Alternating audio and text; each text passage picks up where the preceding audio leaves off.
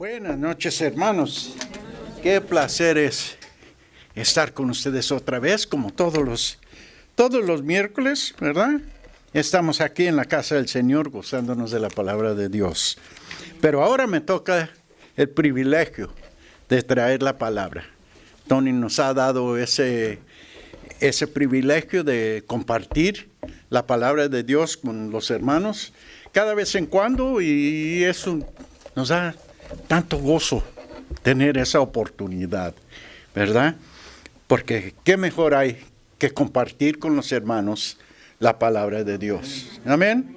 Amén. Es un gozo realmente. Para comenzar, vamos a orar, pedirle al Señor que nos dé palabra, porque yo escribí todo lo que yo quiero decir, pero soy yo el que habla. Que hable el Señor hoy, esta noche, ¿verdad? Yo tengo idea de qué es lo que debe de ser, pero es el Señor el que habla a los corazones de las personas. Y eso es lo que queremos hacer hoy, ¿verdad? Vamos a pedirle al Señor la guía, la palabra y la bendición que nos da por su palabra. Señor, venimos esta tarde en tu casa, Señor, con agradecimiento de todo lo que tú has hecho este día y lo que hemos hecho en estos días todos, ¿verdad? Que nos has dado salud, que nos has dado familia, que estamos entre hermanos y más importante que todo, que tú nos das tu palabra.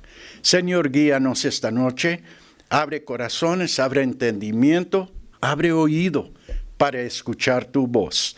Gracias, Señor, por lo que tú vas a hacer esta tarde aquí en tu casa. En el nombre de Cristo Jesús, te doy las gracias. Amén. Amén. Ok, hermanos, hemos estado en el libro de Timoteo. Ya tenemos una semana sí, otra semana no, pero ya vamos casi al final de este libro. Ahora vamos a estar en el capítulo 5. El hermano Miguel nos dio el principio hace 2 semanas del capítulo 5. Y vamos a darle una breve repasada, ¿ok? De lo que hemos estado estudiando.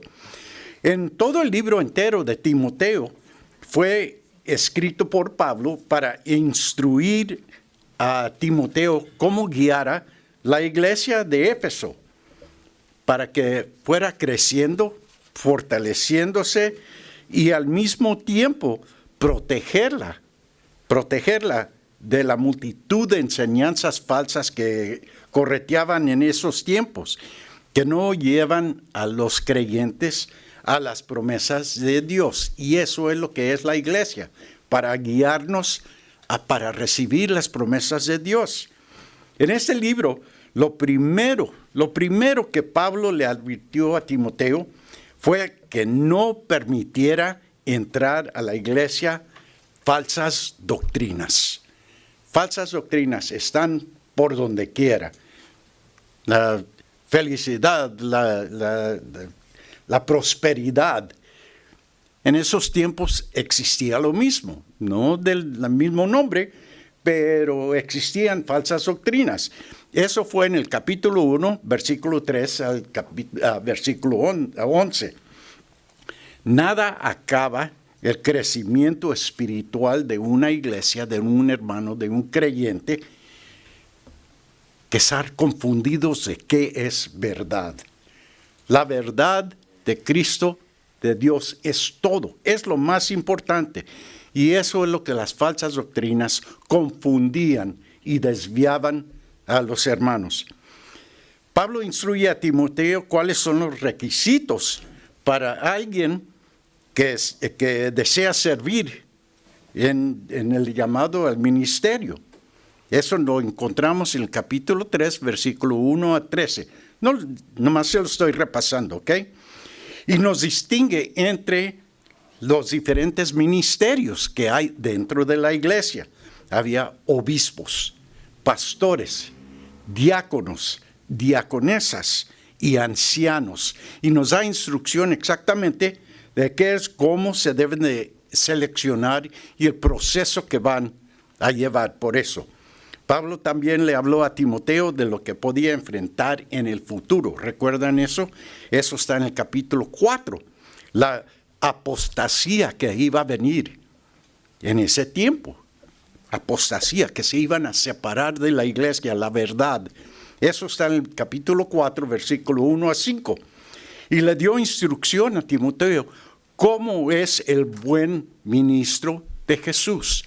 ¿Qué es lo que Timoteo y la gente que él puso, cómo deben de ser para ser un buen ministro? Un buen ministro es poner el ejemplo en vivir la palabra de Dios para el Señor. Es el mejor ejemplo, la mejor manera de enseñar, ser un ejemplo. Y eso nos lo dio en el capítulo 4, versículos 6 a 16. Y en el último estudio que tuvimos, el hermano Miguel nos habló de cómo nosotros, la iglesia, debemos de comportarnos. ¿Cómo nos debemos de comportar y llevarnos con nuestros hermanos y hermanas? ¿Cuáles son nuestros deberes como iglesia y individuales? Eso fue en el capítulo 5, versículo 1 a 16, donde estuvimos la última vez. Habló del cuidado de las viudas, que la iglesia hacía cargo de las viudas mayores de 60 años. Pablo le recomienda a Timoteo y a las viudas jóvenes, porque sabemos que la muerte no tiene quien se escape, ¿verdad? Hasta los jóvenes. Recomienda que las viudas jóvenes se casen, ¿ok? Y también la responsabilidad de la iglesia, de los individuales, que si tienen una viuda, ellos tienen que hacerse cargo de esa persona. Los hijos, los nietos. Es justo, ¿verdad? La viuda dio todo en su vida para los hijos, la descendencia. Y que no tomen cargo de ellas cuando lo necesitan, no es permitido en la iglesia.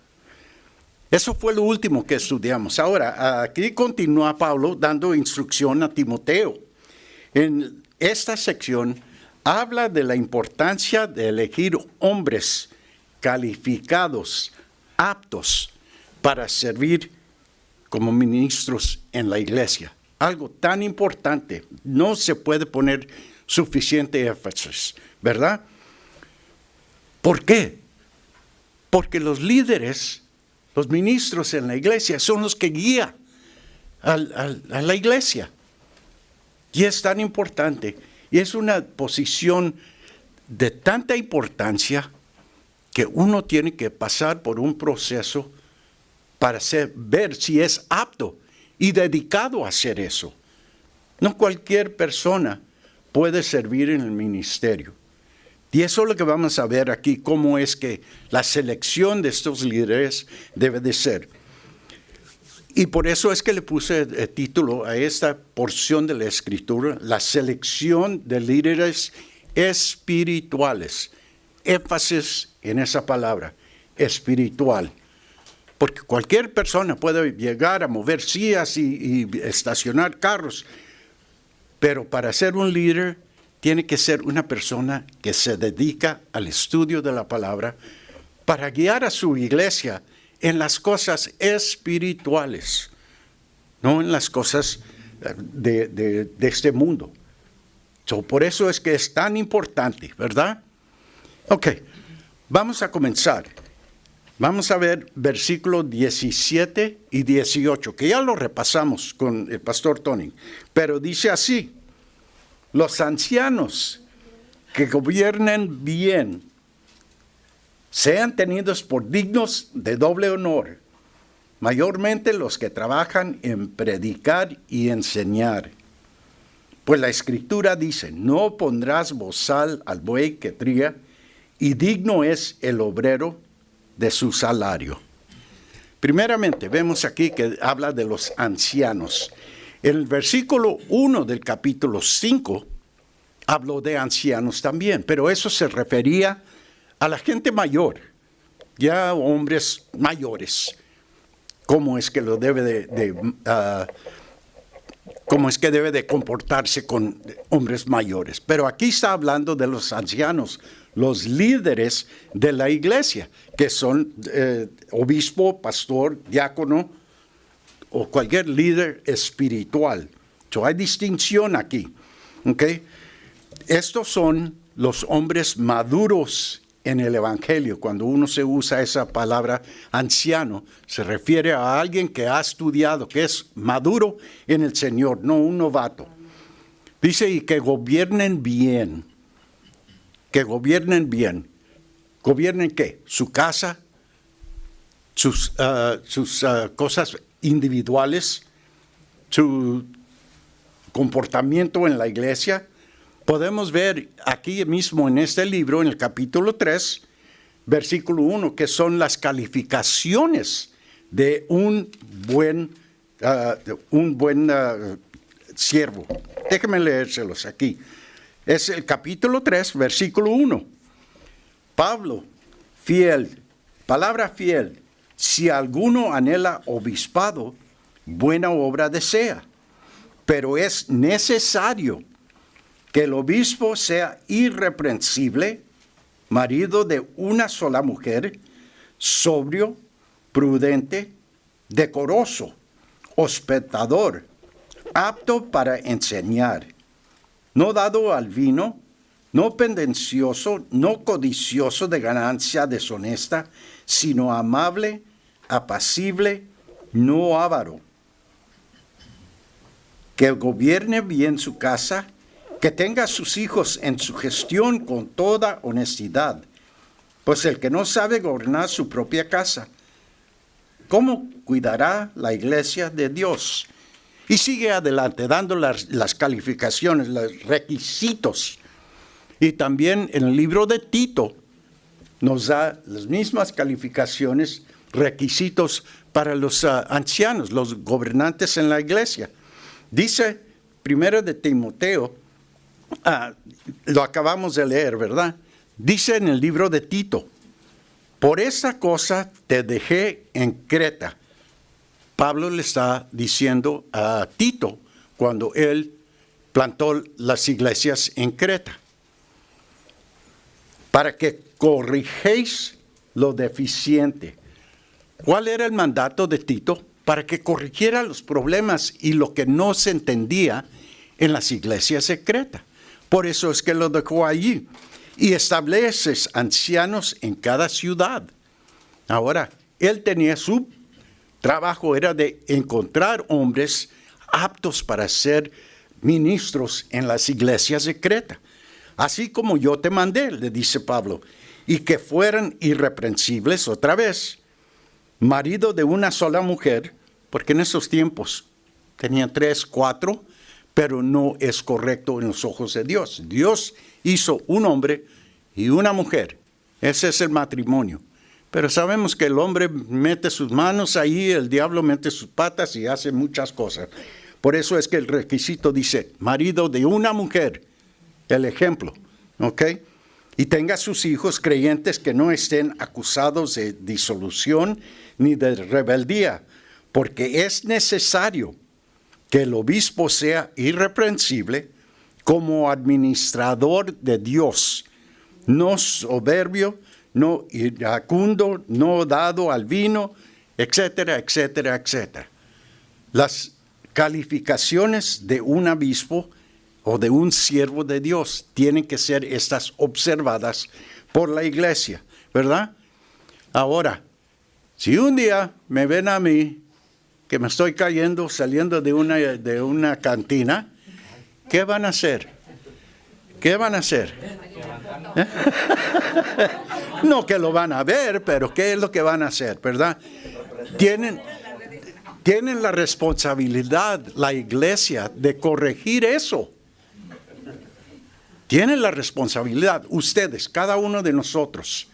Si ven una falta en uno de nosotros, los líderes, hay que traerlo a saber. ¿Qué es lo que dice la palabra de Dios? Entre 1 o 2 testigos le llaman la atención, ¿verdad? Y eso lo vamos a ver aquí también. Pero, me adelanté. También dice aquí en la palabra de Dios que si en los primeros versículos, que sean un buen líder en la iglesia, sean tenidos de doble honor.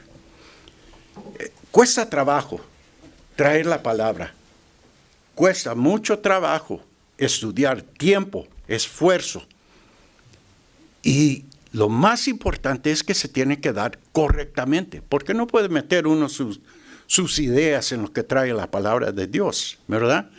Eso no está bien en los ojos de Dios.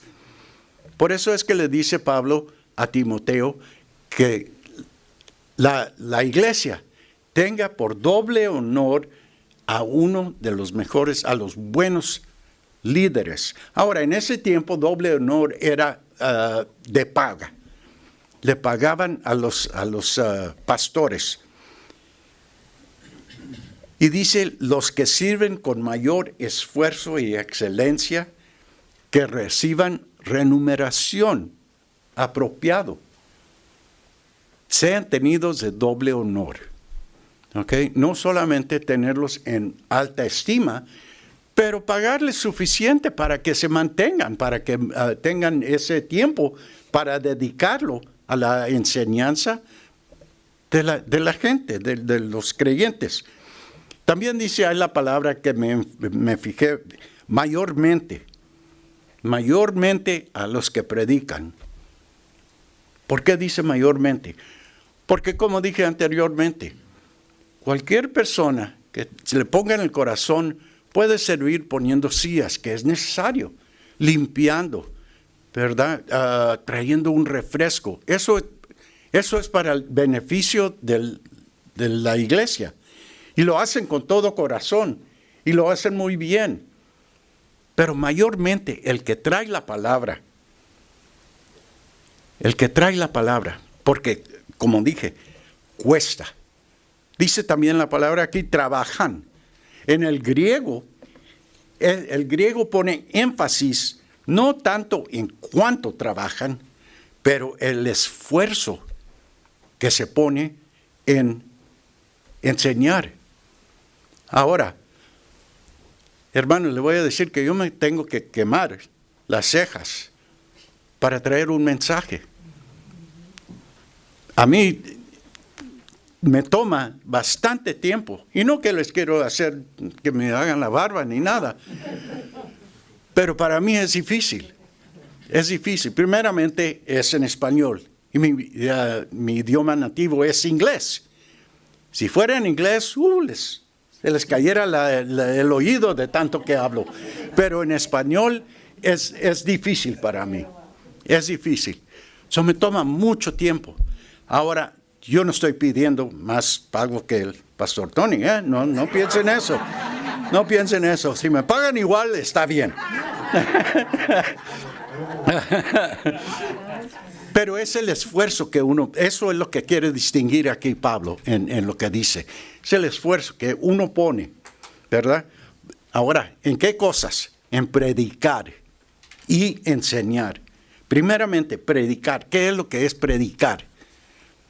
Es traer las escrituras a sus oídos, aclarar qué es lo que dicen, darle significancia a las palabras que vienen de la palabra de Dios, explicarlo, proclamar el evangelio. Eso es lo que es predicar. Y eso incluye exhortar y amonestar a la iglesia. No es solamente darle la palabra y de ahí se quedó. No, si uno tiene que ver una reacción de corazón en el oidor. Y si no hay una reacción, para lo mejor no estamos haciendo nuestro trabajo bien. Porque la palabra de Dios, como dice, es como una espada de doble filo que entra hasta lo más profundo del corazón y los huesos, ¿verdad? Y tiene efecto. Y si no estamos teniendo afecto, algo estamos haciendo mal, ¿verdad? Ok, dice enseñar, predicar y enseñar. Ahora, ¿qué es enseñar? Es fortalecer el entendimiento de ustedes, la iglesia, contra malas doctrinas y herejías que no que no traen nada, que traen contra la palabra de Dios. Enseñar es que ustedes entiendan la verdad de la palabra de Dios, la puedan aplicar y estén conscientes que cuando alguien les dice algo que no es la palabra de Dios, la rechacen. Eso es lo que el trabajo de un buen ministro es, enseñarles cuál es la verdad y cuál no es la verdad. ¿Amén? Ok. Versículo 18, ahí dice, la Escritura dice. Pablo usa esta frase común para dirigir el oidor a referencias bíblicas. Era una frase común. Dice, no pondrás bozal en el buey mientras que trilla. Eso viene del Antiguo Testamento. Viene de Deuteronomio 25:4, en la ley de Moisés del Antiguo Testamento. Y también usa otro. Dice, digno es el obrero de su paga. Eso viene del Nuevo Testamento, Lucas 10:7. Aquí vemos que Pablo pone énfasis en las cosas de las Escrituras y usa el Antiguo Testamento y el Nuevo Testamento. Ahora en esos tiempos lo que estaba escrito por los apóstoles se usó como doctrina. Y él los junta los dos para enseñar que esto es Escritura, es la palabra de Dios. Y eso es lo que los creyentes escuchaban, eso es lo que oían, eso es lo que les querían enseñar, que es Escritura, es la palabra de Dios. Ahora, vamos a seguir aquí el versículo 19 y 20. Estas son dirección para los líderes que Pablo le da a Timoteo. Y dice así la palabra, versículo 19. Contra un anciano no admitas acusación, sino con 2 o 3 testigos. ¿Dónde hemos escuchado eso anteriormente? 2 o 3 testigos. A los que persisten en pecar, repréndelos delante de todos para que los demás también temen. Dice, no admitas acusación si no hay 2 o 3 testigos. Ahora, primeramente, serias acusaciones, serias, demandaban investigación y confirmación por 2, 3 o más testigos. Eso lo vemos en Mateo también, eso viene del Nuevo Testamento, en Mateo 18, que dice, estas son las palabras de Cristo, recuerden, Cristo dijo esto. Por tanto, si tu hermano peca contra ti, ve y repréndele, estando tú y él solo. Si te oyere, has ganado a tu hermano. Mas si no te oyere, toma aún contigo a 1 o 2, para que en boca de 2 o 3 testigos conste toda palabra. Si no los oyere, a ellos dile a la iglesia. Tenlo por gentil o publicano. Sabemos lo que quiere decir esa palabra, gentil o publicano, ¿verdad? Eran lo peorcito.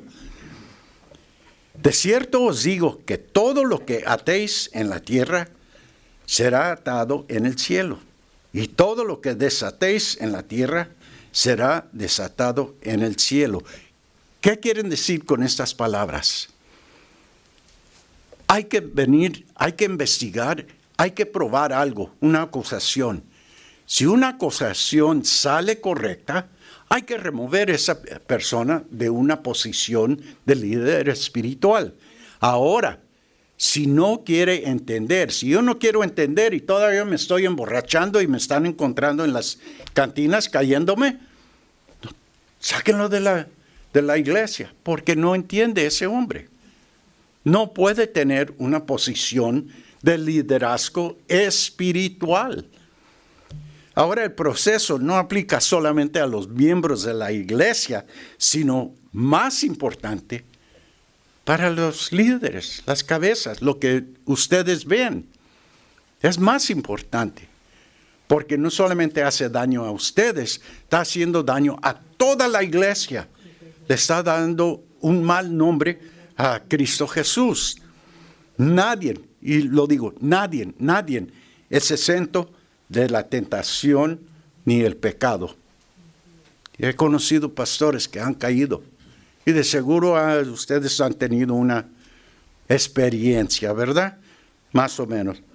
Pero este proceso para los líderes no es para castigo. Como dijo acá las palabras de Cristo, es para corregir. Ahora corregir tiene muchas formas. Ahora tenemos que tomar en cuenta lo que acabamos de leer de las palabras del Señor, ¿verdad? Con otra parábola que Él mismo dio, allí mismo en Mateo. Es en Mateo 18, Mateo 18, versículo 11 a 13. Y hay que tomarlos en cuenta, ¿ok? Y dice así: porque el Hijo del Hombre ha venido para salvar lo que se ha perdido. ¿Qué os parece? Si un hombre tiene 100 ovejas y se descarría una de ellas, ¿no deja las 99 y va por los montes a buscar la que se había descarriado? Y si acontece que la encuentre, de cierto os digo que se regocijará más por aquella que por las 99 que no se ha descarrilado. ¿Qué es lo que nos dice eso? Que Dios no quiere que nadie se pierda, ni un líder que ha caído o que está descarriado. Dios nos ama tanto a cada uno de nosotros. Ama hasta al más pequeño, al más grande, o el que está en posición. Recuerden que el enemigo nunca para. Siempre anda buscando ocasión para hacer caer. Si cae la cabeza, cae el cuerpo. Y eso lo sabemos. Pero otra vez, esto no fue para castigar, y no es. Es para corregir, para traer otra vez al redil esa ovejita que se ha ido. Y no solamente toca a los líderes, pero toca a cada uno de nosotros. Y es la responsabilidad de cada uno de nosotros estar atentos. No estar de chismosos buscando la vida de otros. Pero hay que estar atento. Cuando uno nota algo, un hermano que está caído, hay que preguntarle: hermano, ¿qué te pasa? ¿En qué te puedo ayudar? ¿Puedo orar por ti?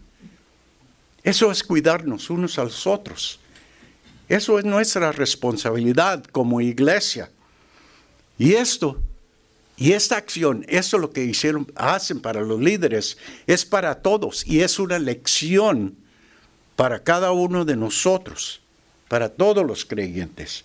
Si eso sucedió en ese tiempo, puede suceder hoy, este día, y ha sucedido. Ok, vamos adelante. Ok, la responsabilidad de seleccionar estos hombres. Vamos a tocar aquí en el versículo 21 y 22.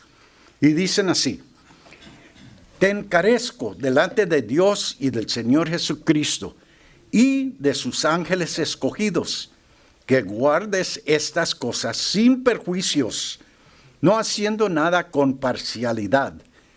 No impongas con ligereza las manos a ninguno, ni participes en pecados ajenos.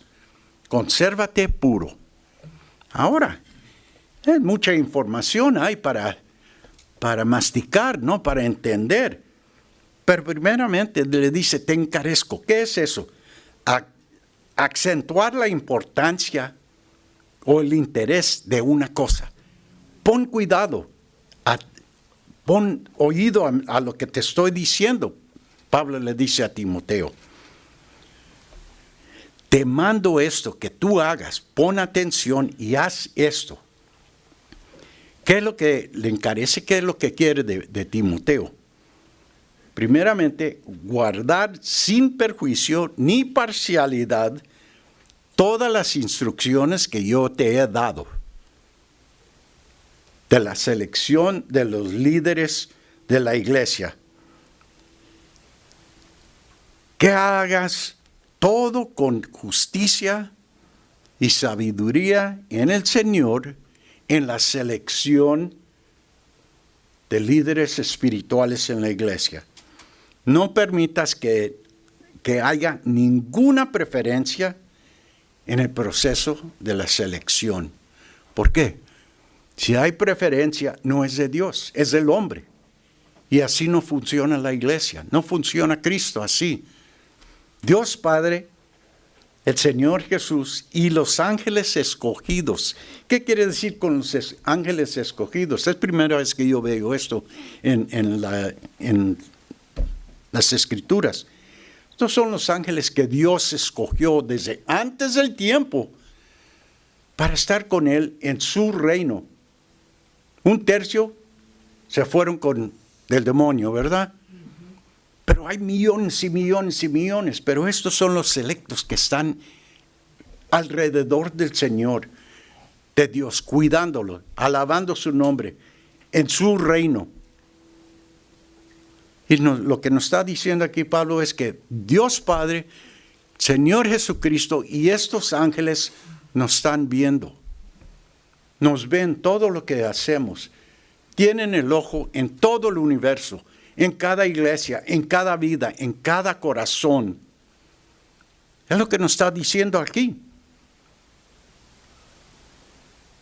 Y especialmente dentro de la iglesia, ¿verdad? Nosotros somos los elegidos como los ángeles. Esa palabra se usa para nosotros los cristianos, fuimos elegidos. Igualito que estos ángeles. Ellos nos ven a todo tiempo, ven no solamente lo que hacemos, nuestras acciones, pensamientos, pero nuestro corazón. Ellos cuidan de nosotros. Y ahora le está diciendo esto a Timoteo, Pablo le dice esto a Timoteo, para que él comprenda y entienda cuál es la responsabilidad de él en seleccionar los líderes. Primeramente, le dice, no impongas con ligereza las manos. Ok, ya sabemos cuando cuando ponían las manos sobre un hombre, ¿verdad? Pablo le advierte que no actúe ligeramente. Imponer las manos sobre alguien era la ceremonia de afirmación que un hombre se encontraba apto para el ministerio delante de Dios. Escuchen eso, apto para el ministerio delante de Dios. Nosotros estamos delante de Dios. Ahorita estamos delante de la iglesia. Pero más importante, Dios nos está viendo. ¿Qué es lo que hacemos? ¿Qué es lo que decimos? ¿Estamos enseñando correcto o lo estamos desviando? Eso es muy, muy importante. Es de temer. Yo lo temo. Porque si yo me desvío, si yo enseño algo mal, ustedes van a estar en error y yo voy a ser culpable de eso. Y uno tiene que tener mucho cuidado, ¿verdad? Poniendo las manos sobre uno, certificaba, decía, este hombre es apto para servir en el servicio del Señor. Y eso viene del Antiguo Testamento. Del Antiguo Testamento y del Nuevo Testamento también. Y dice que es para consagrar una persona para Dios. Está separado, está consagrado. En Éxodo, versículo 29, capítulo 10, Éxodo capítulo 29, versículos 10 y 11, dice así. Después llevarás el becerro delante del tabernáculo de reunión. ¿Qué es lo que dice el becerro aquí? ¿Qué implica? El sacrificio, ¿verdad? El sacrificio. Y Aarón y sus hijos pondrán sus manos sobre la cabeza del becerro. Y matarás el becerro delante de Jehová, a la puerta del tabernáculo de reunión. Aquí lo que estamos viendo es una identificación del sacerdote, que es separado para Dios, y el sacrificio de Jehová, que es Jesús. Es uno aquí. Y eso es lo que están implicando aquí, poner las manos sobre un hombre para ser sacerdote, siervo de Dios. En Levíticos, capítulo 4, versículo 15, dice así: y los ancianos de la congregación pondrán sus manos sobre la cabeza del becerro delante de Jehová, y en presencia de Jehová degollarán aquel becerro. Otra vez la identificación de los sacerdotes, los siervos, los líderes, con el sacrificio de Cristo Jesús. Ahora en el Nuevo Testamento, eso fue del Antiguo Testamento. Ahora en el Nuevo Testamento dice Hechos capítulo 8, 17. Entonces les imponirás las manos y recibirán el Espíritu Santo. Eso es muy importante. Al poner las manos sobre uno, está diciendo, este hombre es calificado, tiene las calificaciones, es apto, es digno de ser siervo de Dios y recibe el Espíritu Santo. Eso fue en el libro de Hechos. Y eso es lo que hacían los apóstoles. Ponían las manos sobre una persona y recibían el Espíritu Santo. Pero hay muchos más ejemplos en las Escrituras de poner manos sobre uno. Pablo le dice, no hagas esto sin primero hacer una investigación y un periodo de preparación para confirmar un nombre. Tienen que tener mucha precaución para dejar a alguien encargado de una nueva iglesia, de nuevos creyentes. Una responsabilidad grande, porque había muchos gentes en ese tiempo, falsos profetas, que se metían donde quiera a influenciar al nuevo cristiano. Porque si no hace esto, hay pecado en él. Perdón. Primero hecho, una investigación. Tiene que ser una investigación de esa persona, ¿verdad? Y ahora, pero si se equivocan, si hacen las cosas por el hombre y no la dirección de Dios, muchas veces puede equivocar. Pero si siguen este proceso y investigan las calificaciones de una persona y le encuentran que hay un pecado en él o que falta en algo, Pablo le dice, si no siguen este proceso, tú vas a ser culpable tanto como esa persona. Tú vas a asumir el mismo pecado que esa persona tiene en su vida, porque no siguieron lo que yo les digo y lo que el Señor les ha dicho, la manera que hacer, ¿verdad? Ahora, si esa persona tiene pecado en su vida, puede desviar a los creyentes. Si no está firme en la palabra del Señor, en la doctrina, puede llevarlos a fallar, al error. Y en ese caso, Timoteo sería culpable también por no seguir el proceso que le dio Pablo para asegurar que hubiera buenos líderes. Que no haya ninguna preferencia. Nosotros tenemos nuestros amigos, ¿verdad? Todos tenemos un preferido. Pero Pablo le dice aquí, no. No hagas eso. No hay preferencias en las cosas del Señor. El Señor dirige, tú no diriges eso. Quédate separado. Tú vigila dice, mantente puro. Espiritualmente, que no esté involucrado en los pecados de otra gente.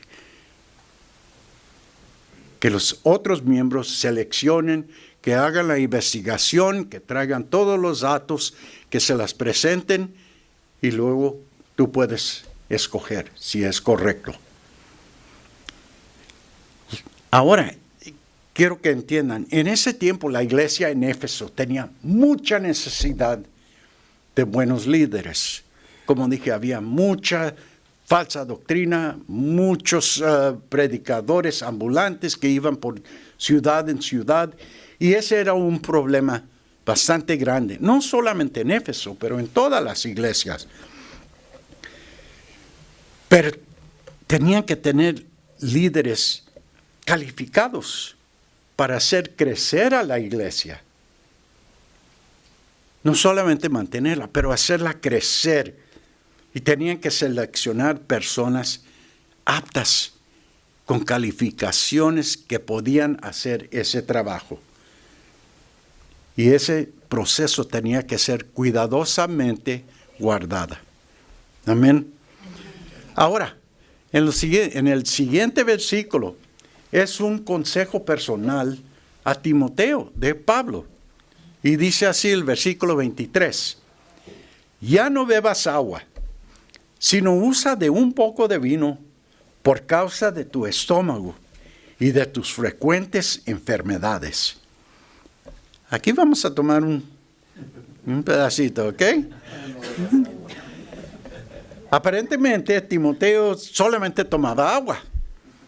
Quizás por no poner un mal ejemplo a la iglesia, quizás que hizo un voto, o por ser joven y no querer poner mal ejemplo, no sabemos. Pero Pablo le da un consejo personal.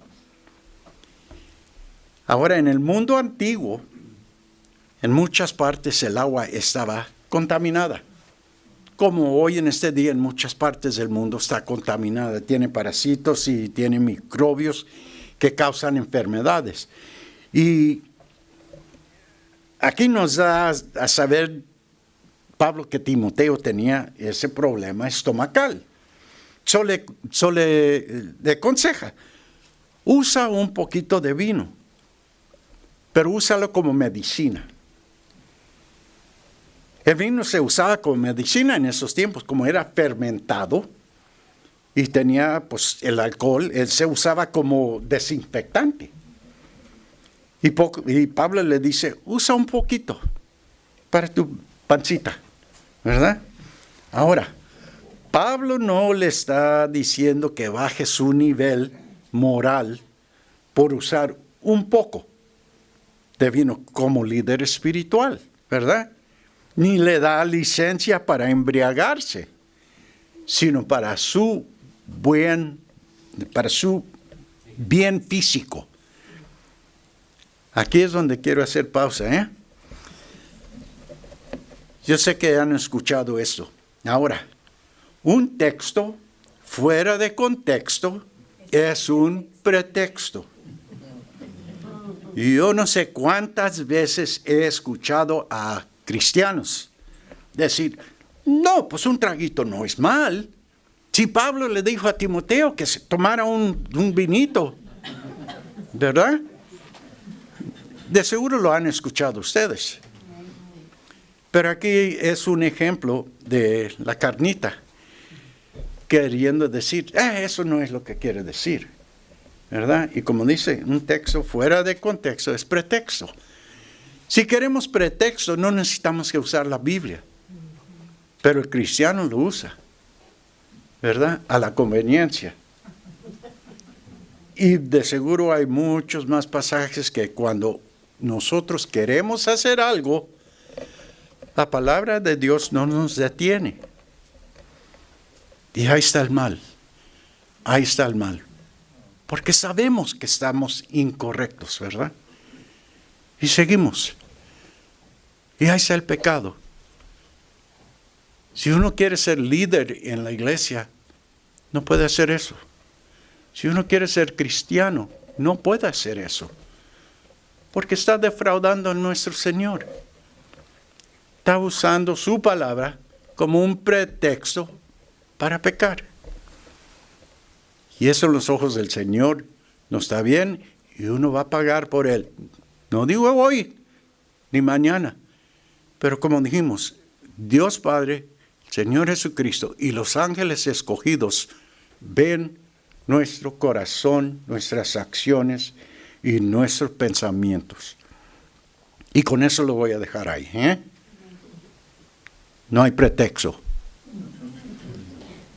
Ok, ahora vamos a las observaciones finales de Pablo para Timoteo, de lo que hemos hablado aquí.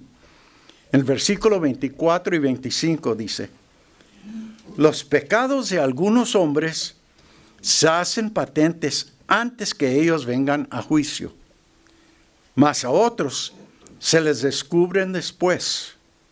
Asimismo se hacen manifiestas las buenas obras, a las que son de otra manera, no pueden permanecer ocultas.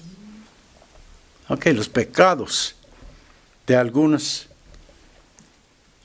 hombres se conocen por adelantado, ¿verdad? El borracho no se puede esconder, ni el mentiroso no puede decir la verdad. El ansioso siempre quiere más, etcétera y etcétera. Esos son patentes, eso se ve. Eso se da a conocer claramente. Y estas personas claramente no son aptos o para un servicio en la iglesia, ¿verdad? Mucho menos cristiano, mucho menos un líder espiritual. Y esa es la palabra clave, espiritual. Y debe ser corregido. Si hay algo así, debe de ser corregido lo más pronto posible por la congregación. Pero a veces no se da cuenta la iglesia de las fallas de alguien hasta que comienza el proceso de investigación. Hay muchos pecados ocultos que nadie se da cuenta de lo que está sucediendo. Pero una investigación, como dice Pablo, dirige aquí Pablo, se descubre. Nada queda oculto en los ojos de Dios. Todo sale a la luz a su tiempo, ¿verdad? Pero hay que recordar, hermanos, hay que recordar que este proceso y todo lo que pasa aquí no es para castigar, es para corregir. Como leemos en la palabra del Señor, es para corregir. Ahora, hay que amonestar. Tráele a conocer, hey hermano, tu pecado está a luz, corrige, cambia, regresa al Señor, haz un nuevo pacto con Dios que ya va a ser una nueva vida. Cuando hace eso un hermano, está bien, lo recibimos de nuevo porque ha cambiado, pero no es digno para una posición de liderazgo. Hasta que exhiba los cambios y la madurez y el crecimiento, y quizás más adelante pueda ser restablecido como un líder, cuando enseñe lo que ha corregido su vida. Así como se trae a luz las fallas de uno, también se descubren no solo las buenas obras, sino también las malas, ¿verdad? Todo se descubre. En Jeremías 16, versículo 17. Pongan atención. Porque mis ojos están sobre todos sus caminos, los cuales no se me ocultarán, ni su maldad se esconde de la presencia de mis ojos. Esas son las palabras de Dios. No hay nada oculto en este mundo, en nuestra vida, en nuestra alma. Todo sale a la luz a un tiempo a otro. Tiempo y la verdad van mano y mano. El tiempo y la verdad van mano y mano. Todo el énfasis en el proceso de selección para una posición de liderazgo es para ser paciente. Timoteo tenía que ser paciente con el proceso, justo e imparcial. Ese es el propósito de este proceso que da Pablo aquí a Timoteo, para que sea paciente, tomen su tiempo, hagan una buena investigación, justo, que no haya ninguna parcialidad, enojos contra alguien, tiene que ser justo, imparcial. De esta manera la iglesia es la que recibe las bendiciones de nuestro Señor, que Él desea para nosotros. Teniendo un buen líder en la iglesia es lo mejor que puede tener uno, porque puede confiar, puede tomar consejo, puede aprender, crece en conocimiento cuando tiene a alguien de confianza espiritual que lo guíe. Ahora, para conclusión de esto, Pablo nos ha dado las instrucciones para seleccionar los líderes calificados para servir al Señor. No son sugerencias ni condiciones de hombre, lo que hemos leído aquí.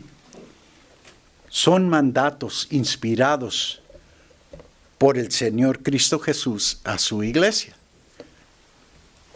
No son sugerencias, son mandatos. Jesús, que se tiene que cumplir este proceso, dijo Cristo Jesús. Esto es lo que tenemos que hacer. El liderazgo es la responsabilidad más grande que hay dentro de la iglesia. Es bonito tener una posición, pero la responsabilidad que viene con él es tremendo, es grande. No sé si ustedes son jefes en el trabajo. Yo sé que Tony sí es, nuestro pastor es un jefe en su trabajo y es responsable por mucha gente. Como yo en mis tiempos que yo trabajaba también, yo tenía 37 hombres bajo mi cargo. Era una responsabilidad bastante grande. Ahora no tengo esa responsabilidad. Mi responsabilidad es a ustedes, la iglesia, mis hermanos, mis hermanas. Mi responsabilidad es cumplir con lo que dice la palabra de Dios, enseñar lo que dice Dios para nosotros. Y eso, hermanos, es más pesado que lo que tenía antes. 37 hombres van y vienen y hacen, deshacen. Tenía mi posición segura. Pero aquí la palabra de Dios, no hay nada seguro. Uno tiene que estar firme en lo que piensa, en lo que escribe, en lo que hace. Porque no me va a correr el trabajo el jefe.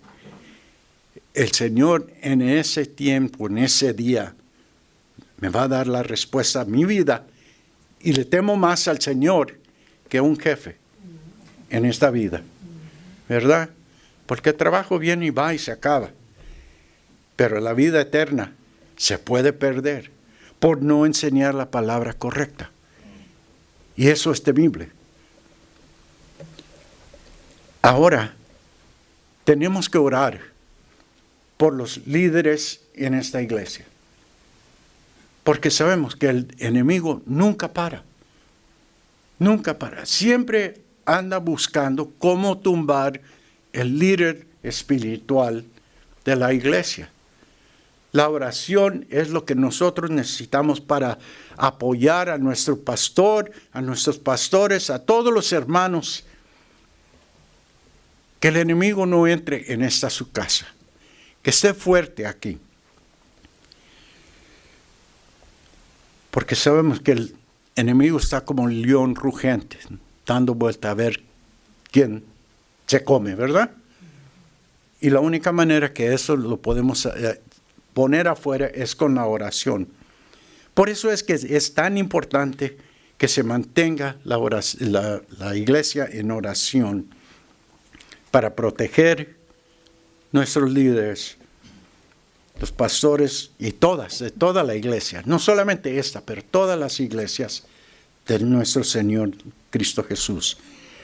Ahora, recordemos que Satanás nunca para de buscar la manera de hacer caer la cabeza. Nunca para. Por eso es, hermanos, que es tan importante la oración. Amén. Amén. Ahora, ¿qué es lo que nos trajo la palabra de hoy?